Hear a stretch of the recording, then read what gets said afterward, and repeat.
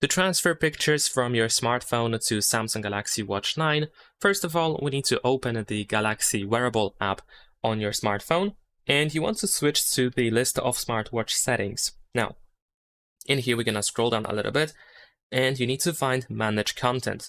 In here, we have images on watch, so we're going to choose that.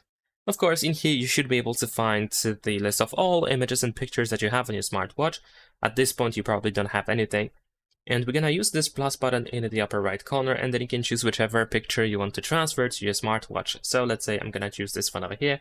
Of course, you can select multiple pictures if you want to, and then we can tap on Done.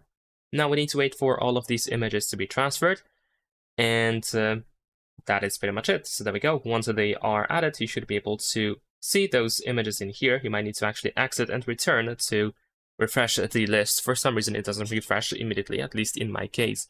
So now here on our smartwatch, we can go to the gallery and we should be able to find our pictures. And that's pretty much it. Leave a like and subscribe.